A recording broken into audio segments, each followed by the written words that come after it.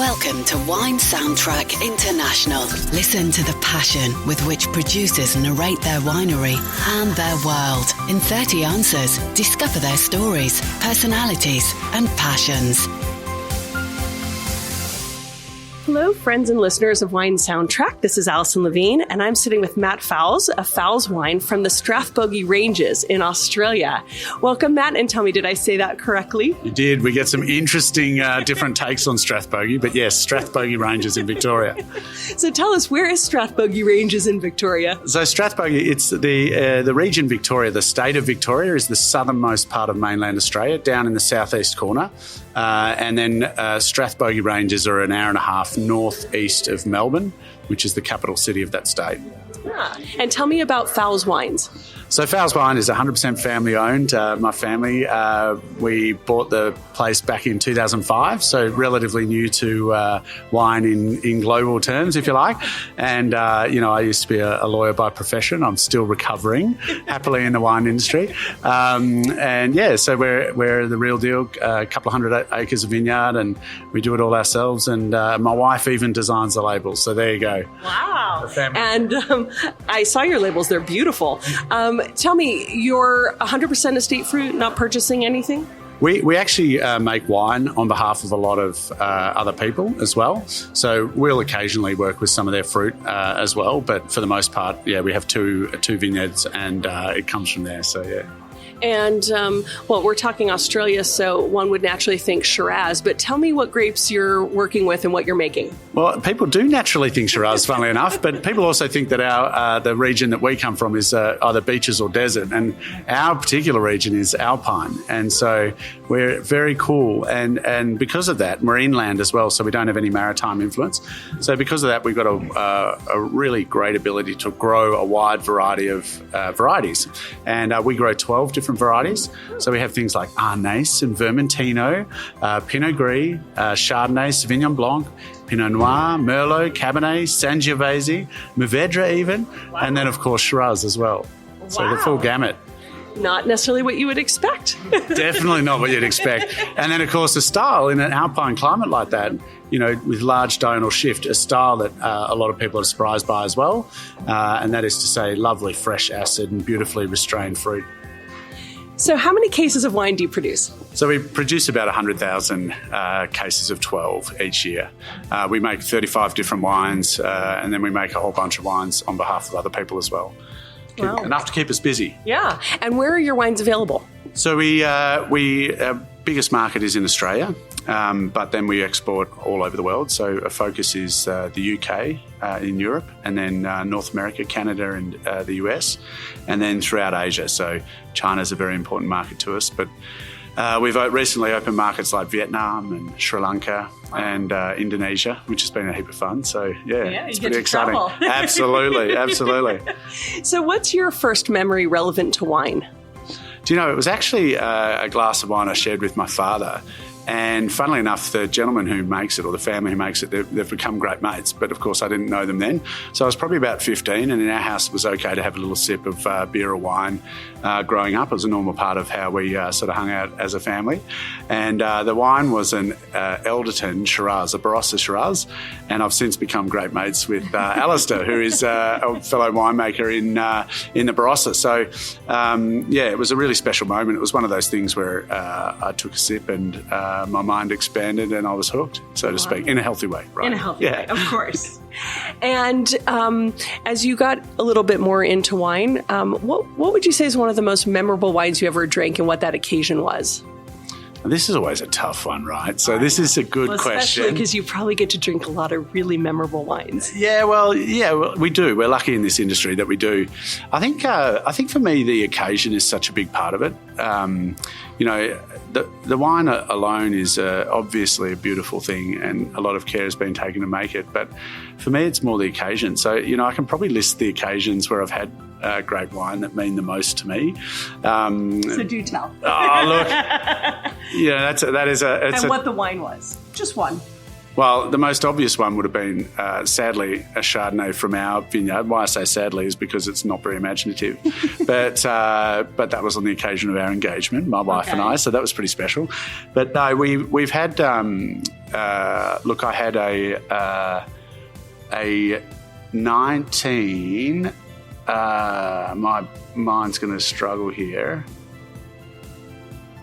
I want to say 1944 Sauterne. Oof. Could it have been 1944? Why can I not remember that? Anyway, it was a group of winemakers in our region, and we all sort of, invested in this one bottle. And it was just the most incredible night. The wine was very much alive. The same night we had a 1978, I think it was. I don't have a great memory for the vintage. It's just a feature of my brain. But the older, the 1940s version was the better wine. So that was pretty crazy. You're really drinking history at that point. So there's happily there's been a number of occasions like that. So it's kind of cool. So you've traveled around a bit, I would guess, based on the markets that you're in. Yeah.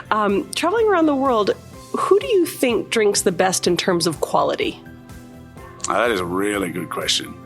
That is a tough question. The market obviously is the market and it's broad, and so there's probably no right answer. I tell you, I think the Australians drink really well. I think, that's not an advertisement for Australia. This is an observation. It's such a big feature of our culture, and I think that's probably lost on a lot of other people looking in. It's a huge feature of our culture. We drink a lot of wine per capita relative to other countries, and I think the industry has had to work hard in recent years, in recent decades, because there's been some tough trading conditions out there. And so the standard of Australian wine is really high. And so I think Australians really enjoy that. We're also, at the moment, we've had decades of growth, so it's a prosperous nation at the moment, and that's obviously helpful when you're buying premium wines or luxury wines. So, so I think the Australians do, and it's a regular part of our culture. I look in China, and we have a great market up there, and I'm such a thrill to educate the Chinese drinkers and wine consumers up there. But, my observation up there is it's not a habitual part of the culture yet. The way we drink it up there is as part of a banquet, which is beautiful. But, my experience talking to them is that they're not drinking at home as a couple, say, over a meal. Mm-hmm. That hasn't gone that far yet, whereas in Australia that would be commonplace. So I think Australia, and then I would say, perhaps it's because I'm in America, but I think the Americans, drink really good wine as well. So, we've had some great occasions here with farm wine. We have a fair access to wine. You do, yeah. Well, that's right. You've got the beautiful domestic market, but you're a strong import market as well. Right, exactly. And, in Australia, I think only 15% of our consumption is imported, so which is relatively low. And I imagine a lot more here, and certainly it's a lot more in the UK, obviously. But you've got the best wines of the world, always. Everyone wants to be in America, right? Well, so if we were to come to your home and go into your cellar, aside from the Sauterne that you pooled together to purchase, what would we find in your cellar? Well, I did a very memorable trip, probably back in, it would have been about 2008, to Bordeaux, and we got kind of lucky. We had some nice introductions to some beautiful people, and we kind of got rolling around there. And I remember buying a 2005 Chateau Pichon Longview, which is a piece of treasure because we went right through their cellar, and I'm looking forward to opening that someday and enjoying it. So that would be one. But look, there's a whole grab bag. We're a pretty eclectic bunch. We're in the wine industry, and we like to collect things from all over. So that's one I'm very much looking forward to opening in the not too distant future. Well, you'll have to let us know how it tastes. Yeah, absolutely. So do you think there's a such thing as a perfect variety? Perfect variety. No, I think wine is a sum of vintage, variety and place. And then obviously the winemaking tradition in that place. So, it's... I think we're not working hard enough if as winemakers we're saying there's something that's perfect, or it's always room for adaptation and evolution. So, but look, Riesling would probably be the variety I'd go closest to saying that. You can. There's so many things to do. It's so graceful in the way it displays place, and that full spectrum flavour, and also its ability to age and the characters that come with that, I think are really, really special. So it would be my desert island wine probably would be Riesling. Remember that, because I will be asking. Oh really? Yeah, right. It's definitely a favourite, and a lot of fun to grow. Yeah. Do you obviously, because there are so many different varieties out there, you're making a lot of wines, you're competing in a pretty competitive market. How do you approach wine critics and scorers? What's your opinion about them? It's a really good question. We tend to make wine with a very clear idea in mind. So, if you're committed to the idea of the wine, well, then you can't let other people influence that. We make one part of our winemaking is absolutely about place. We're very hands-off. And, my feeling about that is, well, if the critic doesn't like it, they don't like it.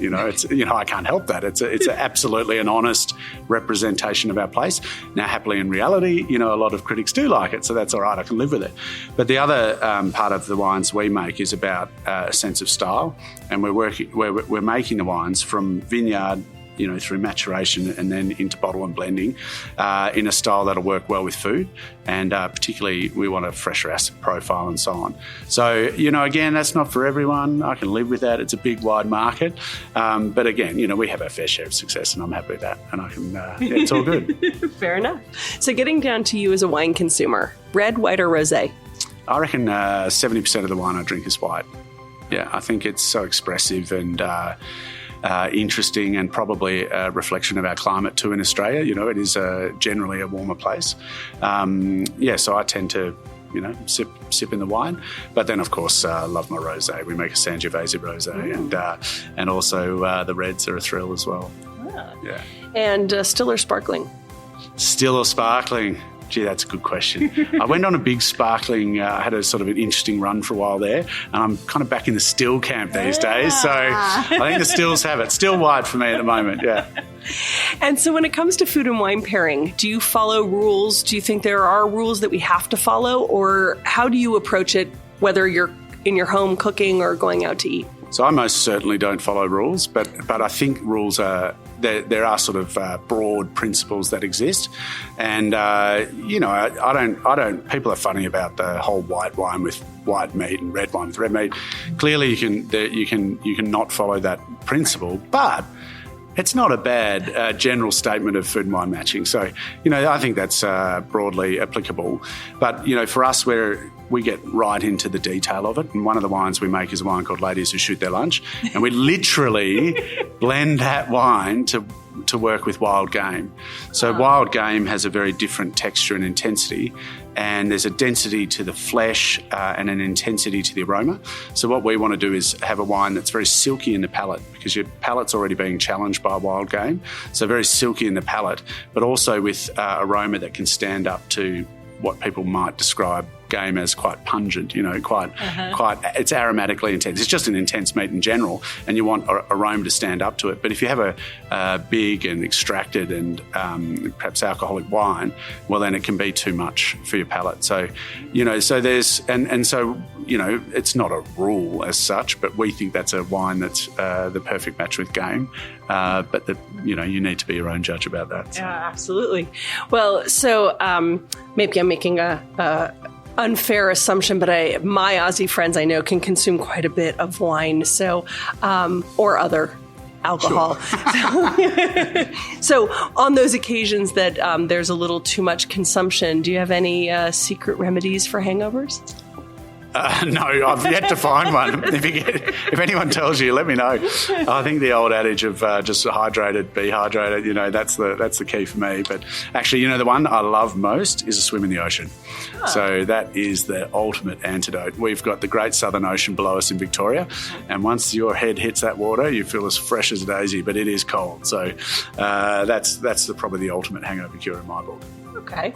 So for somebody who hasn't had the pleasure or privilege to taste your wines yet, what do you think they're missing out on? Well, that's a funny question, because I like it, but I wouldn't be so bold as to say they're missing out. There's lots. One of the beautiful things about wine is the diversity in wine, but I think it's really. I think the way we're making it is interesting.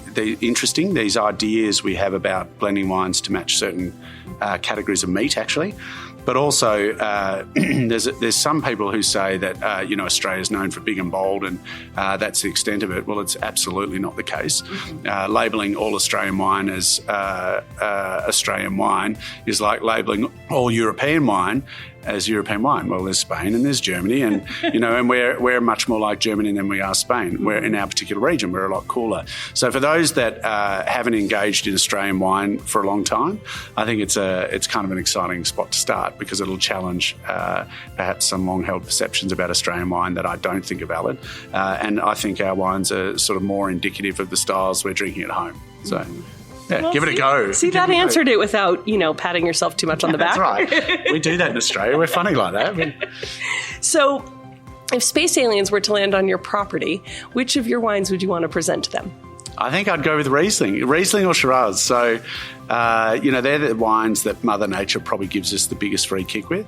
The nature of our climate and region is that it grows grapes across the spectrum.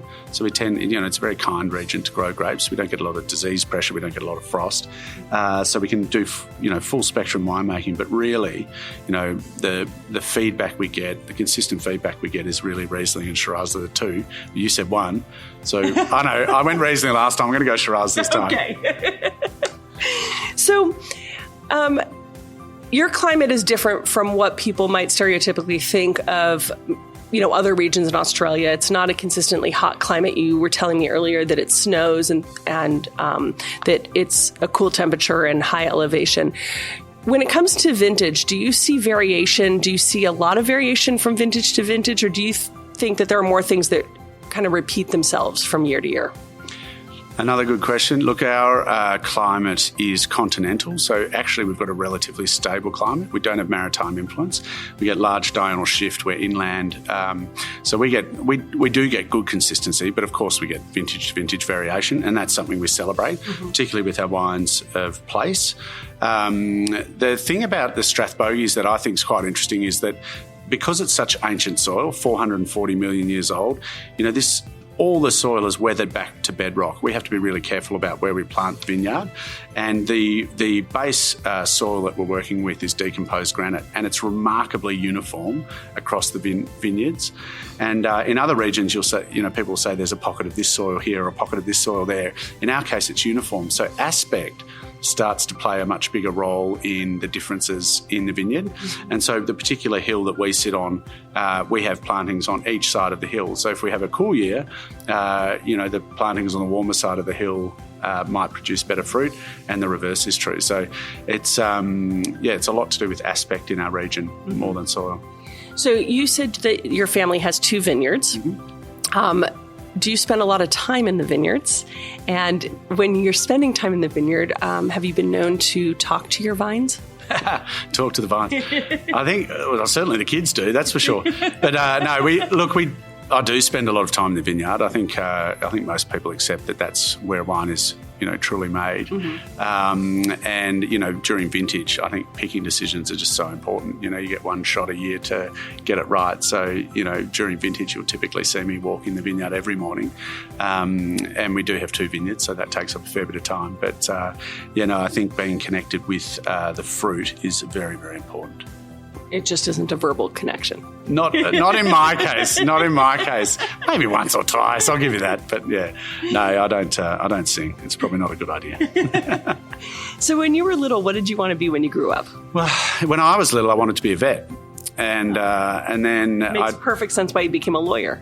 Right, I know it's very confusing for people to understand. And then I did at 16, I did work experience at a local vet, and I had the best time ever. But I walked away knowing I never wanted to be a vet. And then I got to, in truth, I wanted to study agricultural science. I got talked out of it by a careers counsellor and probably some parents who were, thinking maybe there's a better career out there, or although, they love agriculture, or maybe the correct statement is they thought I should try some different stuff. But so I got distracted by that and ended up circling back to my passion, which is agriculture. You know, vet is about animals and nature and working with nature. And, you know, so the idea of being a lawyer, you know, stuck behind a desk wasn't fit for me. But, you know, it's not so far a leap of thinking to go from being a vet to out in the field in a vineyard. And we're farmers as well. We grow sheep and pigs and chickens and whatnot. So, you know, I get that outlet, the animal husbandry outlet, if you like. But, yeah, being connected with nature was always my thing. I was the kid outside chasing bugs, not the kid inside playing computer games. So, yeah, it was a vet originally, and then, you know, I've settled in a very similar space ultimately. But I'm sure the direction your parents led you in, you have a good foundation with law. Absolutely. And law is so useful for so many things. Every day, just structured thinking, and it helps clarity of thought, I think. There's a process for it. And I actually think it's important in winemaking. It's very easy to get caught up in fashion or critics' reviews and get inside your head. But if you're very clear in your thinking, which I think law helps you with, hopefully that provides really good direction, which can shift depending on the circumstances, but a general direction and purpose that, you know, you're working towards, which I actually think it's really useful. Yeah. I do, but yeah. So when you're not working, what do you do in your free time? Free time, far and few between with 3 little girls on the ground these days. But look, we hang out as a family. That's my number one priority for sure. We're lucky to have a bushy block on the vineyard, so where we graze the sheep, and that's a really cool place to hang out with kids, and so we do that. And then if we can possibly spare the time and connect 3 or 4 days together, we'll shoot down to a beach somewhere and get the fix that way. Yeah. And then I know you were telling me that, I don't know if you say this is in your free time, it's probably part of your lifestyle, but that you're an ethical hunter? Yeah, that's right. Yeah, so very proud and passionate hunter, and but ethical hunter. And in Australia, we have a very delicate ecosystem. It's a feature of being an island and an ancient land. You know, a lot of unique flora and fauna. And regrettably, you know, in history, we've had animals introduced to our country.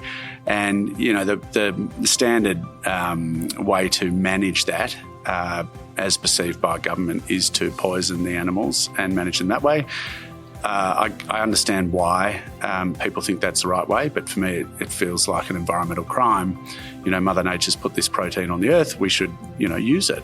But apparently shooting's an ineffective control measure. So anyway, we work very hard to be sympathetic in nature in the vineyard and in life generally. We grow our own vegetables, we grow our own sheep, which we slaughter, our pigs, which we slaughter. And then the sort of ultimate free range, if you like, is wild meat. And I've become fascinated by it because it is minimum intervention meat eating. It's the they live in the wild. You know, they don't know that they've been shot. They don't know that their life has ended, because with ethical hunting, it's very important to be a good marksman. So and then we honour the animal by eating it and all of it. So you know, offal is a favourite around our house. I shot a deer recently, broke it down overnight. And then in the morning I get up and I cook the liver typically. And my little girls, you know, 9, 3 and 2, they don't know what liver is. And I'm just eating it in the kitchen. And my little 2-year-old at the time there sidled up next to me and wanted a bite. So I gave it to her and she just happily ate that liver. And I just thought, isn't that an interesting lesson? Unaffected by patterns or, you know, mainstream processes, she was quite happy to engage with beautiful wild shot meat. And for a lot of people, I understand that's challenging, but she's unaffected by it and she loved it. You know, she just got into it. And so, yeah, we are very careful to honour the animal. Mm-hmm. When you go through the effort of harvesting from the wild, well, then you don't want to waste anything because it's just such an involved process. So, yeah, I'm really proud of the way we live. I know it's not always popular to talk about it, but to face the reality of meat has taught me a lot about consumption, and consumption across the board, whether you're chewing up plastics or fossil fuels or whatever it is.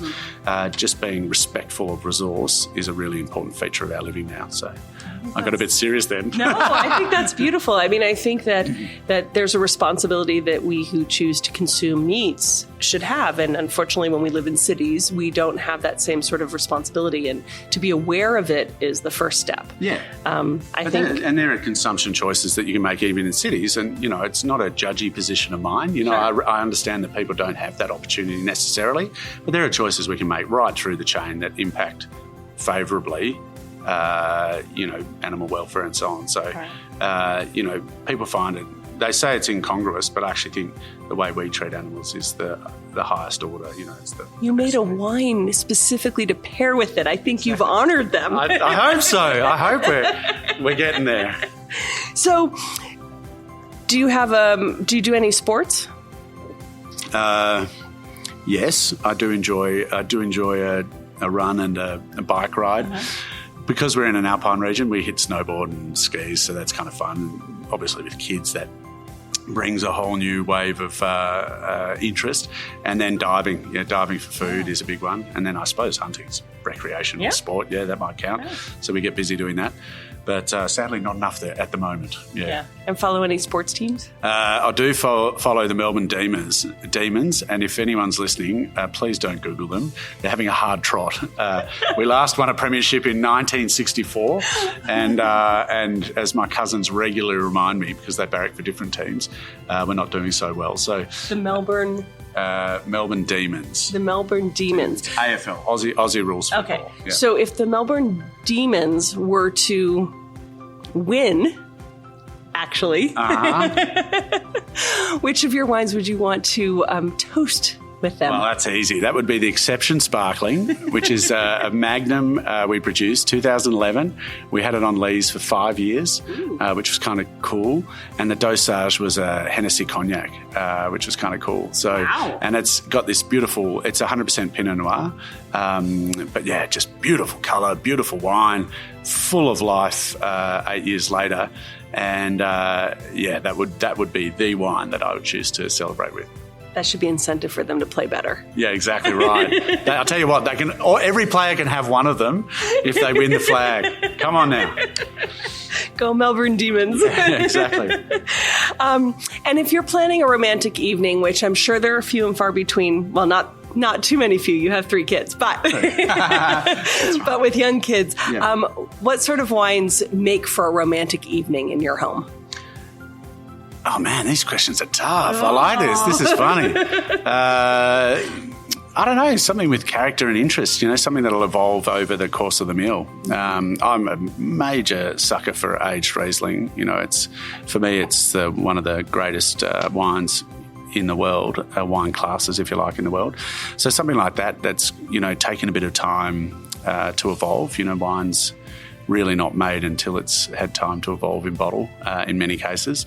And so something like that's a bit special. We've been hanging on to for a while, something we can enjoy over time, over the whole meal, which is kind of cool.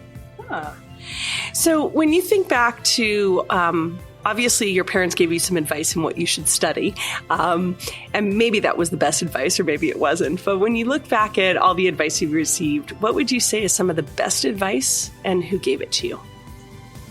Actually, I think the advice to study law was good advice, actually. Although, it was a reminder that you do circle back to your passion. But the best advice, that is so tough. I've had this view that advice, well, there are people who are wise and can advise you, but, invariably people don't have the full grasp of the circumstances. So I've got this kind of view that good advice intersects with, it's sometimes a fluke when good advice comes. It could be the right advice for that moment, but that's not necessarily known by the person advising, if you know what I mean. So I've had moments where I'm like, that is the greatest advice. And the same person might give me advice later and I think, oh my God, we're in different planets. But so I think the best advice probably comes from within, and the beauty of that is you get to live with your mistake or otherwise. So I don't know, we try and take a very deliberate path, and we're happy with that. And of course you take advice from people, but I always treat it with a healthy measure of reflection internally make sure that the advice is appropriate in the circumstances. So, wow, this is getting deep, eh? What? So when you look back at your career, and it can extend beyond the wine industry, but what would you say is one of your proudest achievements to date so far in your work? Proudest achievements to date. I feel like I've got so much work to do, to be a bold person to sort of call it now. But I think... I'm not saying this is the pinnacle and you will achieve nothing after. I'm saying so far. Yeah, so far. Well, clearly the greatest work is putting a family on the ground. But in work terms, look, unlocking the potential of our vineyards. I think, we've worked really hard to make sure that our wines express region and that we're telling that story faithfully. So, we've been lucky enough to win awards and do all that sort of thing, and it's so easy to point to those. But for me, it's about, I think sustainable farming or sustainable life, bordering on subsistence life. That's something I'm very proud of, and it's reflected in our wines and how we make our wines. So, that for me gives me a lot of satisfaction in what we do, and I'm very proud of that. So does that count? Yeah, that absolutely counts. So I want you to complete a sentence for me. Oh, goodness. A table without wine is like? A table without wine is like... I was going to say something silly. No, a table without silly. A table without wine... You're allowed to like be silly. Christmas without Southern rock lobster, which is what we die for. So I don't know. It doesn't seem right, a table without wine to me. So yeah. And what was your silly answer? It's like my little girl's without a pretty dress. That's a silly answer, isn't it? But anyway, no, that it just doesn't seem right. It's so cute. So, imagine a scenario where we're at a restaurant and there's a person sitting at a table with a bottle of your wine, and the paparazzi are in the window taking pictures because this is someone very important, very famous from any walk of life. Who would you want that person to be drinking your wine? Ooh, that's a great question. There's a guy called Andrew Jefford in England who's a wine nut, and he's got a giant wine brain. I'd be really happy if he was enjoying our wine, because I think he really gets it. But that's not really, he's maybe not a famous dude. I don't know that paparazzi would be. No. But that'd be kind of cool. I mean, if that's who you want drinking your wine, that's the answer to the question. Well, that is the answer then. No, that'd be kind of cool. That's the first that springs to mind. I see him as just such a giant intellect. And if he was, appreciating our wine for what it was, that'd be kind of cool. It'd be humbling. It'd be good. Maybe he'll listen to this and drink your wine. On, Andrew. Come on, man. So, where do you think we'll be? I mean, you were talking about your unique climate. I mean, Australia has a pretty consistent climate overall, but we're going through climate changes and, we don't know what the future holds. You think we'll be drinking wine in 500 years? Or? Most certainly will adapt somehow. Maybe not from our region. I literally don't know. But we're already adapting in Australia. We're very much on the front foot. In our own vineyard, we planted Vermentino, a heat-tolerant white, to see if we could, as a hedge to climate change. Turns out our climate's very cool, and we're now using it in sparkling production, which is awesome, because the sparkling Vermentino has been super popular. Well, but you don't waste anything at your property. We do not. We find a use. We adapt and we carry on. But, look, it's a massive issue facing industry, but, the wine industry is very innovative and adaptable, and we'll figure it out. But humans will be drinking wine 500 years from now. I'm sure of it. Okay. Earlier, you said that if you went to a deserted island, you'd take Riesling. So now's your chance. What are the 3 wines you would take? The three specific Rieslings? No. Three. You get to take 3 wines to a deserted island.